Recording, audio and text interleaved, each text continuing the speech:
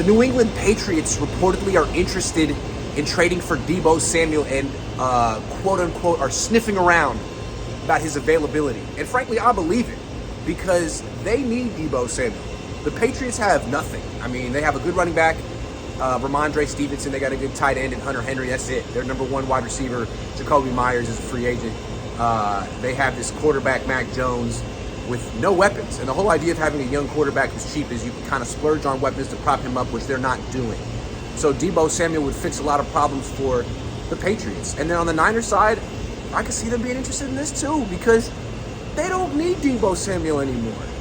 He's like the highest paid weapon they have. He's way overpaid. And now that Christian McCaffrey's on the team, now that Brandon Ayuk has improved and George Kittle has reemerged, Deebo a lot of times is the fourth best weapon on the team, depending on his health and his fitness, which varies week to week.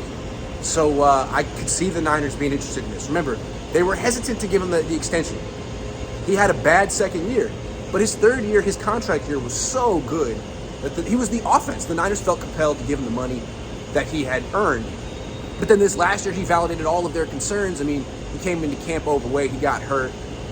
And then they sort of replaced his role in the offense with Christian McCaffrey. So now he's overpaid and redundant and getting older. And if the Niners could unload him and his contract, I'm sure they'd love to. That's the tricky part, though, is the financial thing. If they trade him now, it comes with a $28 million dead cap charge. So they actually lose cap space. His cap number this year is $8 million. All of a sudden, they'll be paying $28 million for him not to play for him this year. That's tough to do. So maybe if the Patriots are interested, they'll be patient. Maybe they were interested last year.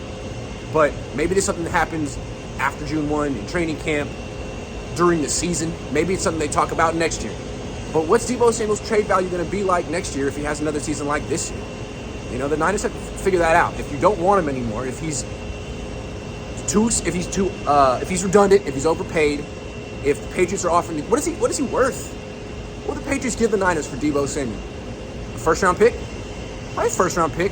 Maybe not a top 15 pick, but maybe that first round. I don't know. Where are the Patriots picking this year? Somewhere in the probably that first round pick. Would you take that and then just draft a wide receiver who could replace Deebo Samuel? It's interesting. Or you could take not a wide receiver. You could take, an offensive tackle. You could take a center. You could take a defensive end. Interesting. Anyway, Parag would have to figure out how to make it financially feasible. Not my job as quality control. But to me, it seems like I can see why the Patriots would be interested. I think the Niners would be interested too. It's an issue of timing and financials.